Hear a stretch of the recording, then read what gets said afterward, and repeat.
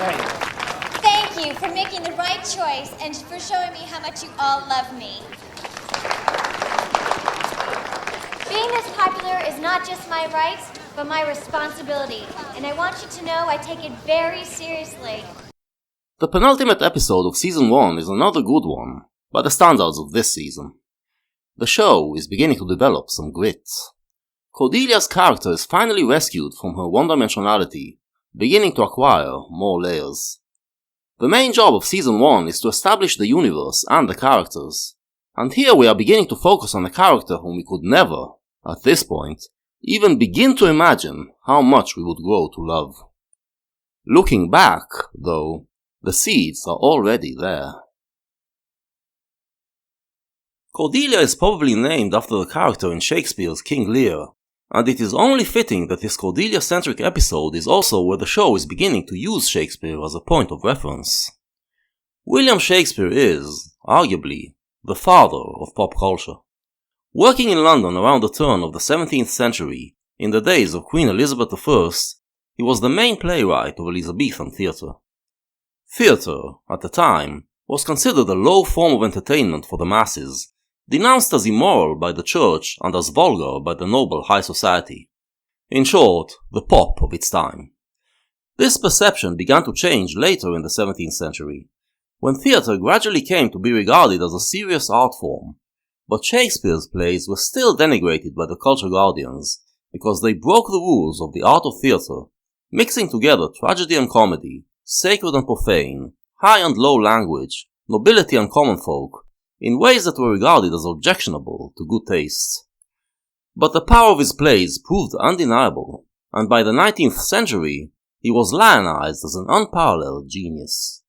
In fact, he was held in such high regard that elitists began to claim that these plays couldn't have possibly been written by a commoner like Shakespeare, and must have been written by a nobleman who used him as a mask. Funny how that never occurred to people closer to his time, who perceived his art as vulgar. In the 20th century, British thespians brought his plays to new heights with extremely powerful interpretations, cementing his stature as the greatest playwright of all time. And yet, with all these attempts by high culture to annex him, Shakespeare kept on belonging to everyone, receiving many light and popular adaptations as well. His plays remained pop, remained part of our everyday culture, so much so that even ignorant teenage hoodlums could be caught paraphrasing him. And therein, my friend, lies the fun. Shakespeare is an obvious influence on the creators of Buffy. It's not just Cordelia's name. I suspect Willow's name was inspired by the story of Ophelia.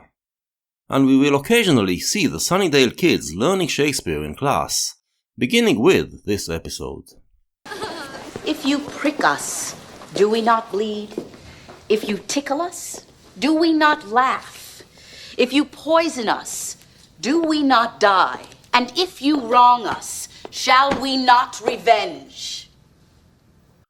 Mrs. Miller is quoting Shylock from The Merchant of Venice. Shylock is a Jew in medieval Europe, a place that was unkind to Jews. Christians, on the one hand, were told to tolerate Jews, the original people of God. On the other hand, the Jews were seen as those who rejected the New Testament, and were thus punished by God. They were therefore kept in a wretched condition, set apart from society and not allowed to do many things, and were constantly demonized, leading to many acts of cruelty towards them by their Christian neighbors. The Jews, however, had ways to hurt them back. Since usury was forbidden to Christians, they had to rely on Jews if they needed money, and with monopoly over the market of money lending, some Jews took advantage and were very cutthroat, which only enhanced the overall hatred towards them. In medieval stories and plays, the Jew was portrayed as a greedy monster, but there was usually a happy ending in which the Jew was brought to convert to Christianity and thus saved from their wickedness. This is also the story of The Merchant of Venice, but Shakespeare was a better artist.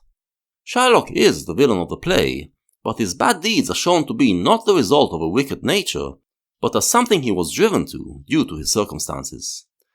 In the famous monologue quoted by Mrs. Miller, Shakespeare humanizes the Jew, asking the audience to put themselves in his place. Cordelia, however, is not impressed.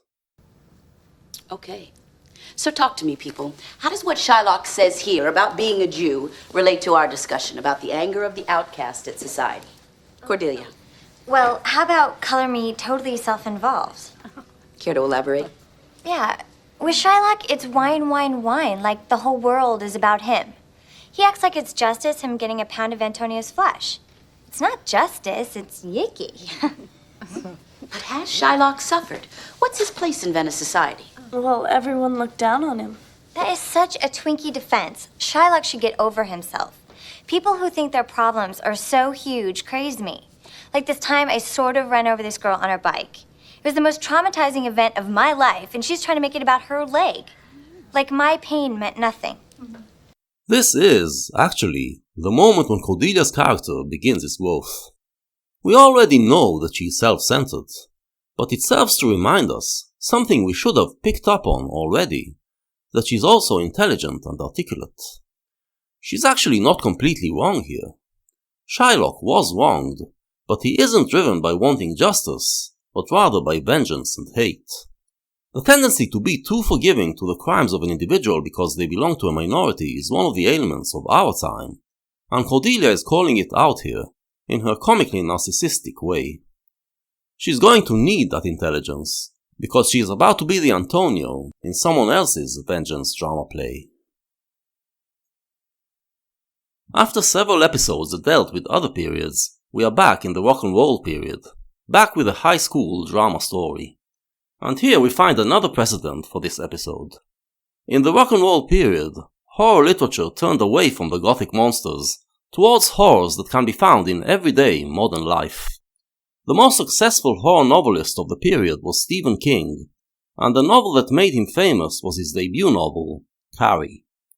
Carrie is an American high school girl who has the gift of telekinesis, which she cannot control.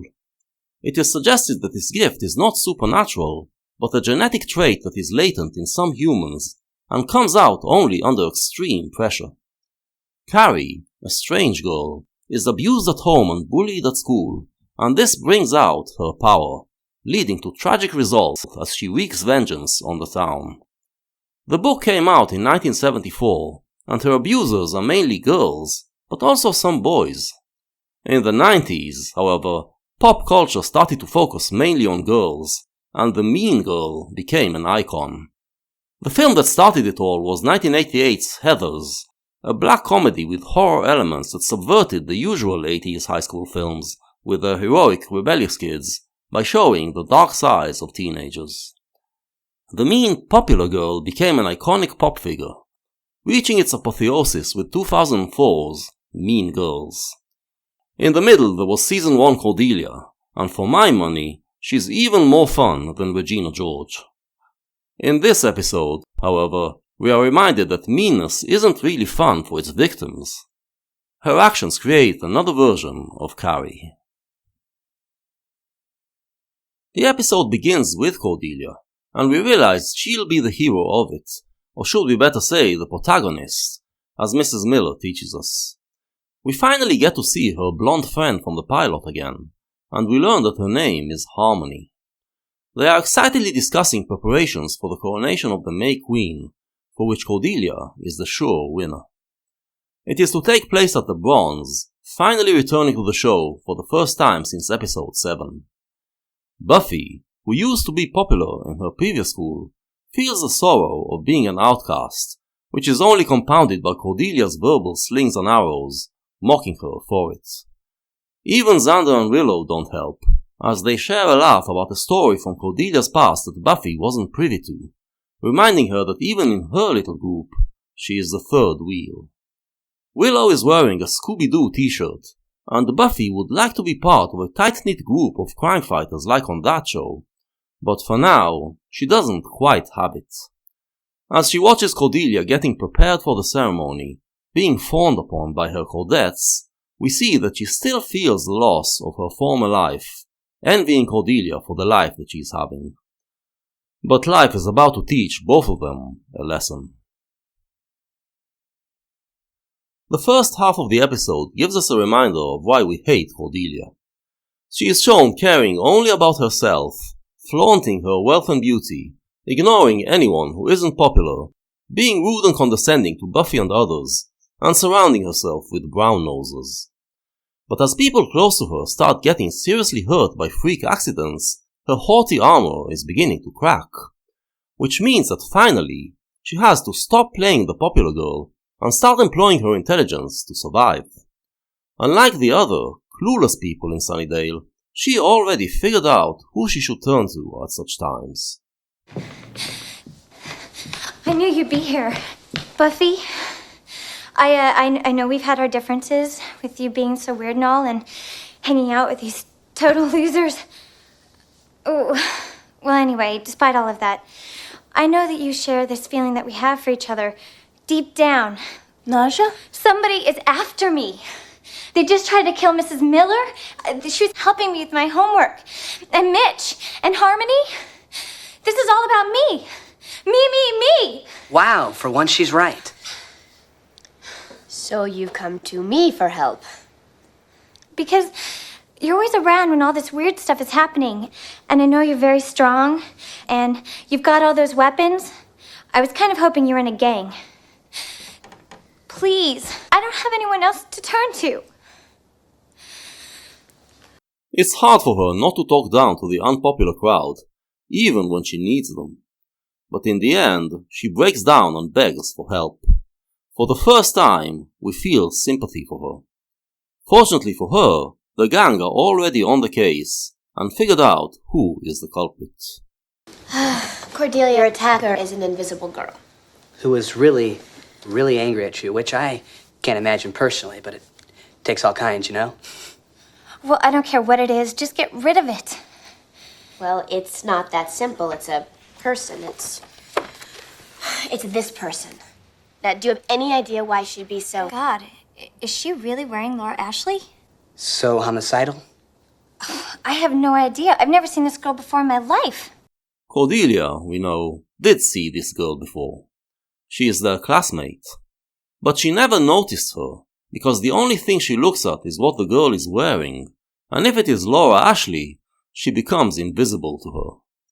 This has been part of her character from the beginning, even in the unaired pilot. Willow, nice dress. Good to know you've seen the softer side of Sears. This line made it into the aired pilot, but this exchange between Buffy and Willow didn't, and it serves to highlight the difference between Buffy and Cordy. That's a great outfit. Thanks. I'm totally jamming on your dress. No, it's dorky. I'm aware that it's dorky. Not a job. It's lush. Laura Ashley's definitely back. You think? She's back, and this time it's personal. See, they mated her with the Home Depot guy, and that's where we got Martha Stewart. Buffy, we see, is trying to build up Willow's confidence, affirming her fashion taste. She accepts her divergence. Actual pilot Buffy is not so forgiving of fashion faux pas, but she does maintain the trait of encouraging people to be who they are. Cordelia, on the other hand, is vicious. Those who do not follow the external dictates of fashion are losers in her eyes, and since she is the queen bee, it affects many of her classmates to treat them as losers as well. This is a common high school dynamic, but on Buffy, it ends up having supernatural results. Supernatural? Maybe not. What, she turned invisible because no one noticed her? Of course. I've been investigating the mystical causes of invisibility when I should have looked at the quantum mechanical. Physics. I think I speak for everyone here when I say, huh?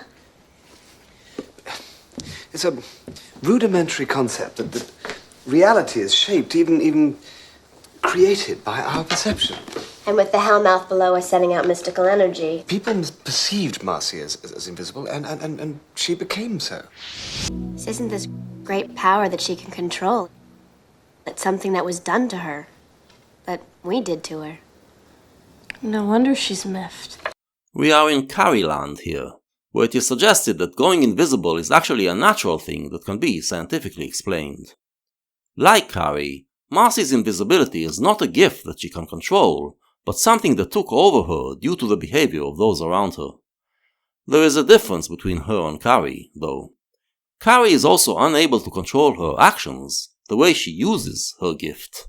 Marcy, on the other hand, can't control her invisibility, but can control what she chooses to do with it. And, like Shylock, she chooses to use her power to exact vengeance on the person she perceives as responsible for her misfortune.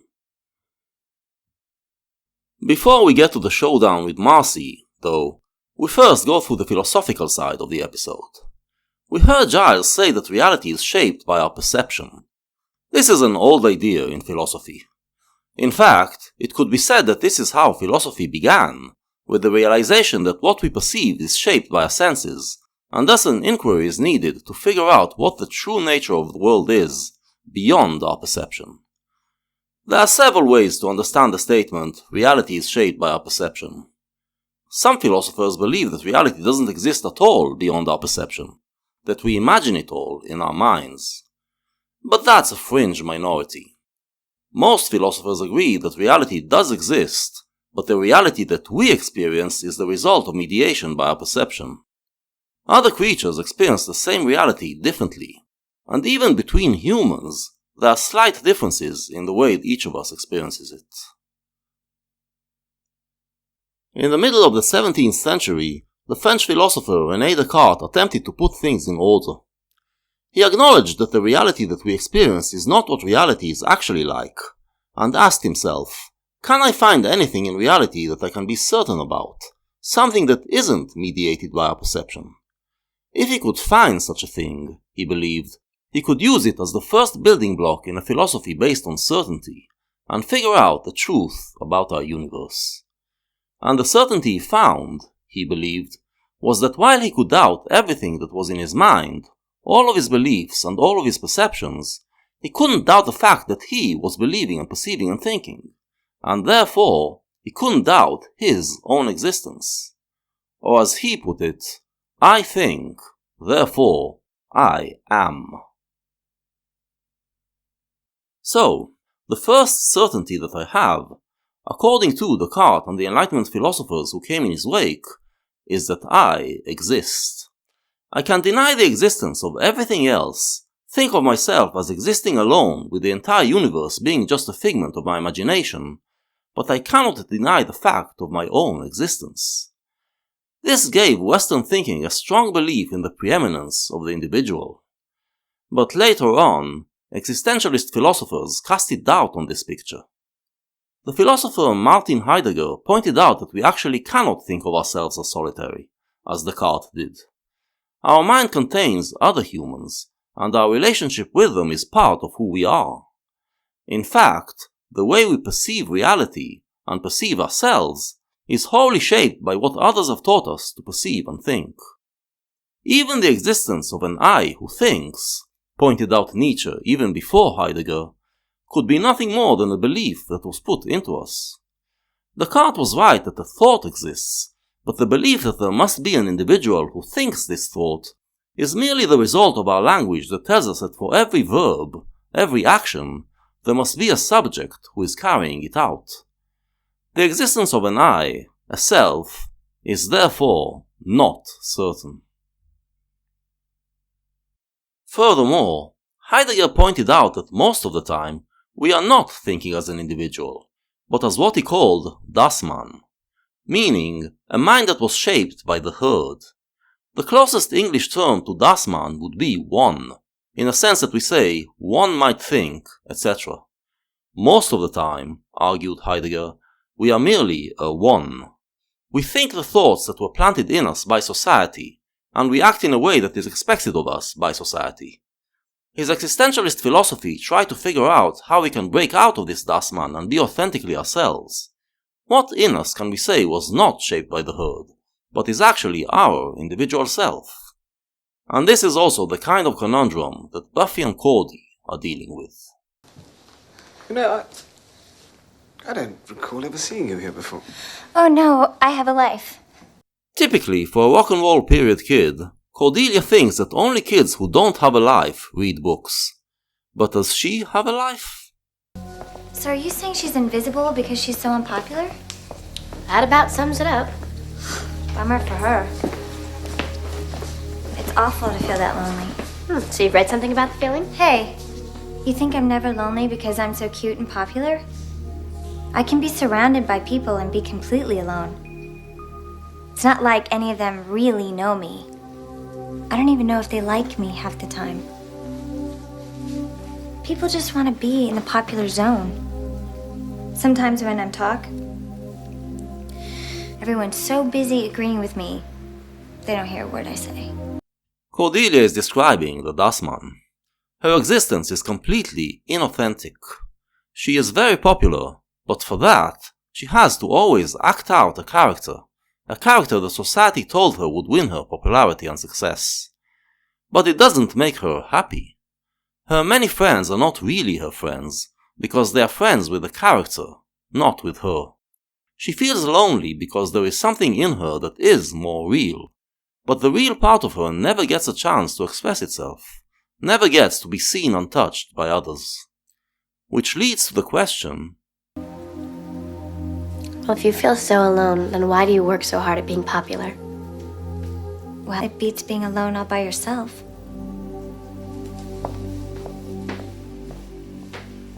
when you are like Cordelia, this is what you think.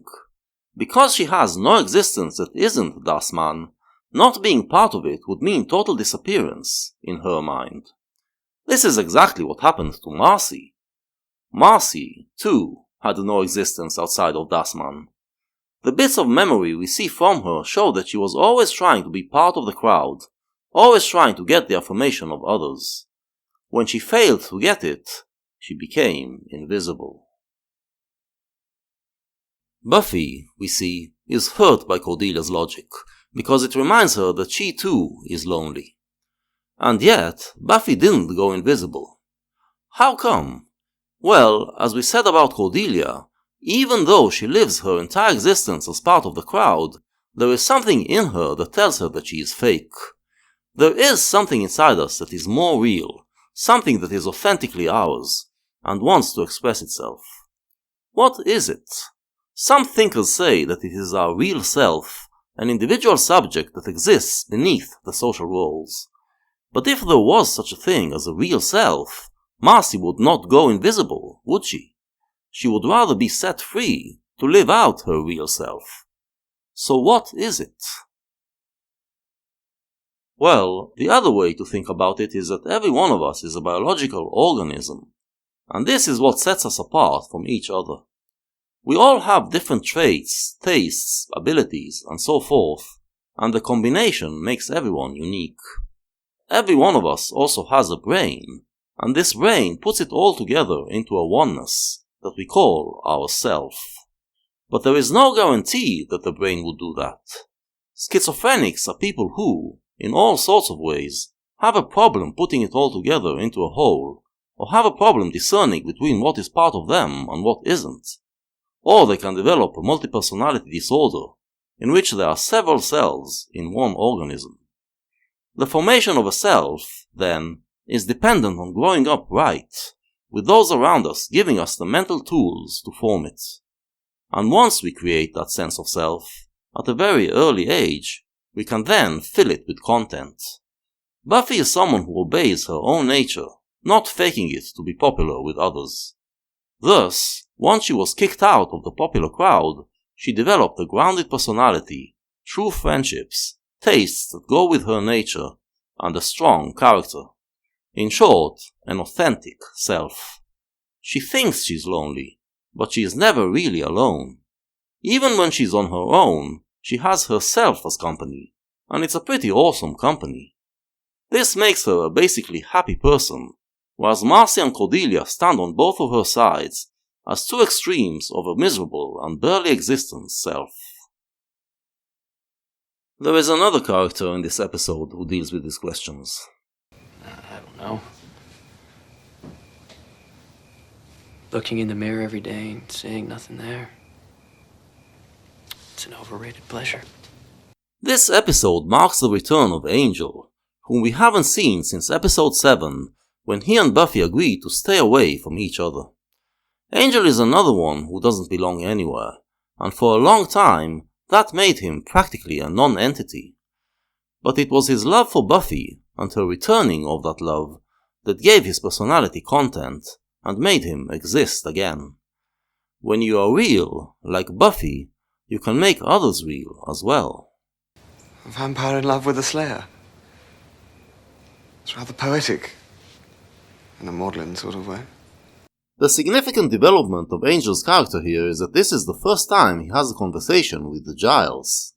He came to warn them that the Master is planning something, already preparing us for next week's finale, but he stays away from Buffy, so we approach Giles instead.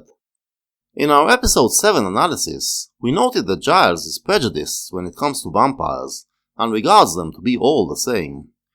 But here we see his ability to grow. He is visibly scared and repulsed by Angel, but he slowly warms up to him, especially when he promises to get him a book of Slayer prophecies.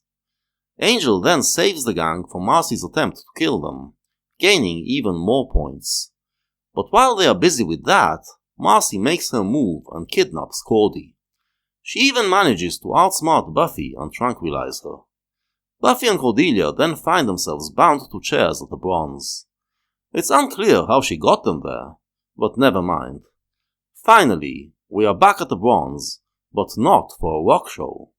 The rock and roll element of the show is still shadowed by the horror element. And here it actually manifests itself, as Cordelia and Buffy find themselves on stage in a rock club, about to take part in Marcy's sick theater of horror. What did you do to my face? Your face.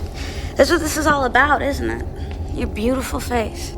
So it makes you shine just a little bit brighter than the rest of us. We all want what you have. To be noticed, remembered, to be seen. What are you doing? Well, I'm fulfilling your fondest wish. I'm gonna give you a face no one will ever forget. Marcy, like Cordelia, thinks that this is what life is about. To be noticed by others, or better, revered by them.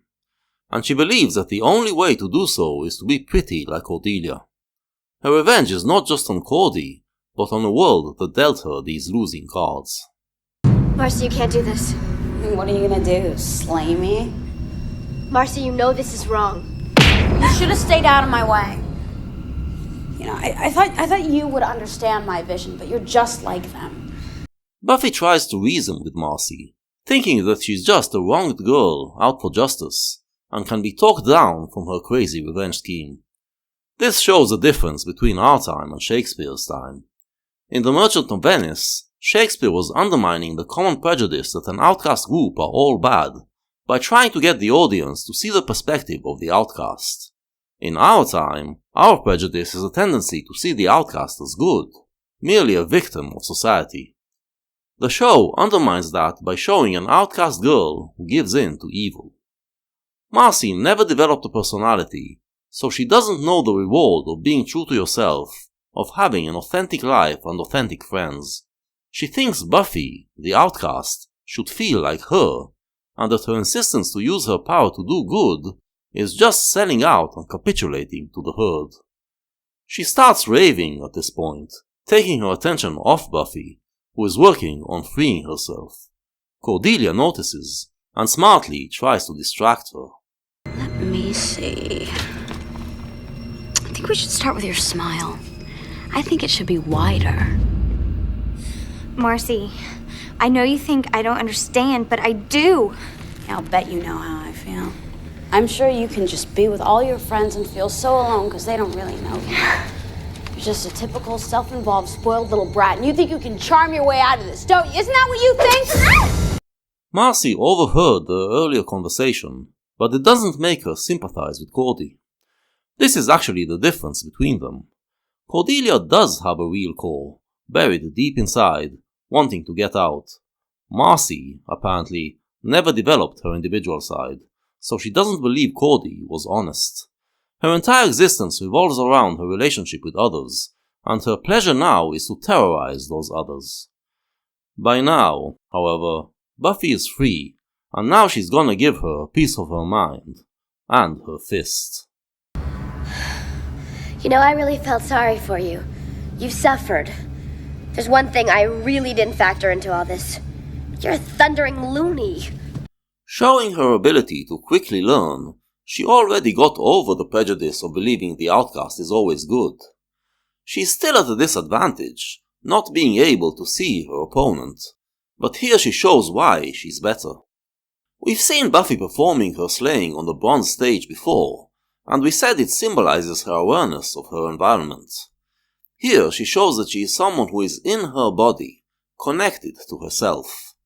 Unlike Marcy and Cordelia, she can shut off the outside world, and it doesn't make her disappear, but actually gives her heightened awareness, which she developed with her Slayer training.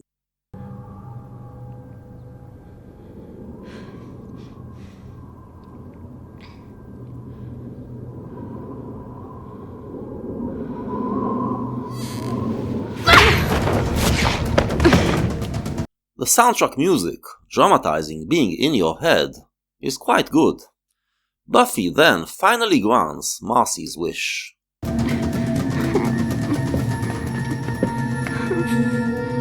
I see you.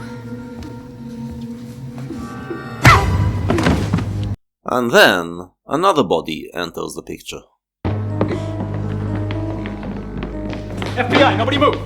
Okay, we'll take it from here now, ma'am. Take what from where? Agent Doyle, this is Agent Minetti. We're here for the girl.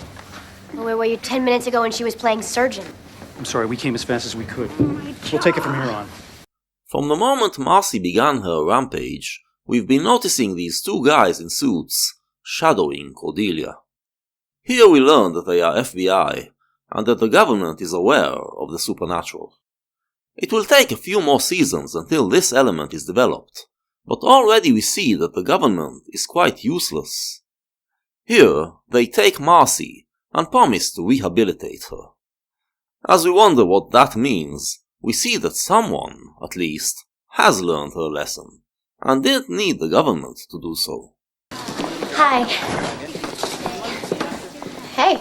Look, I didn't get a chance to say anything yesterday with the coronation and everything. But, I guess I just want to say thank you. All of you. It's funny because she looks like Cordelia. You really helped me out yesterday, and you didn't have to. So thank you. It's okay. Listen, we were gonna grab lunch in a minute if you wanted to. Well, you're not hanging with these losers, are you? Are you kidding? I was just being charitable, helping them with their fashion problems. You think I really felt like joining that social leper colony? Please. Cordelia's decent core has been awakened, and comes to say thank you. But she says more than that. She isn't used to people doing things for other people without expecting a reward, and it really touched her. She's still trapped in her fake popular world, and has to play along, but the glance she throws over her shoulder shows that she is drawn away from this world, and into the outcast world. She started the episode believing that she has a life while the library kids don't, but after getting to compare her daily life to a Buffy Summers day, she realizes how empty her life is. Thus begins the period of Cordy being torn between the two worlds. In the end, we find out what happened to Marcy, with yet another Season 1 cliffhanger that is never revisited. I think you'll be happy here. You should fit right in. Welcome, Marcy. Hey. Class, this is Marcy. Hi, Marcy. Sit down.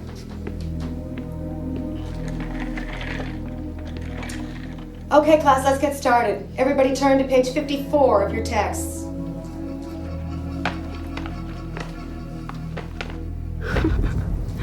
Cool. There's this myth that we've inherited from the Enlightenment, of the democratic government being of the people, for the people. One should be careful not to believe too much in this myth. It is of the people and for the people to a certain degree, more than other types of governments, but it is also a power structure, and thus inevitably also working against the people. A government that is truly for the people would have tried to cure Marcy, or at least help her develop a personality. Instead, they exploit her condition to use her as a weapon. The government wants people to be in a dasman state because they are a lot easier to govern that way, and its agents are trained to speak as dasman. Thank you for your help. Oh, and have a nice day. Of course, they tell themselves that what they do is for the people, to provide them security.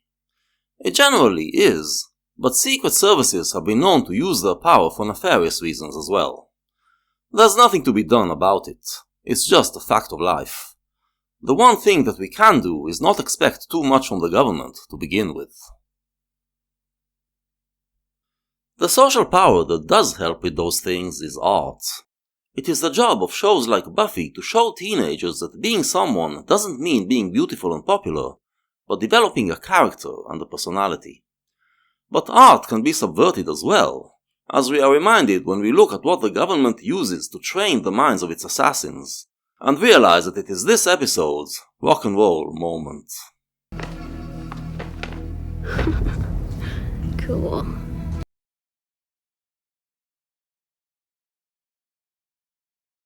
Yeah, it's the lyrics to the Beatles' Happiness is a Warm Gun.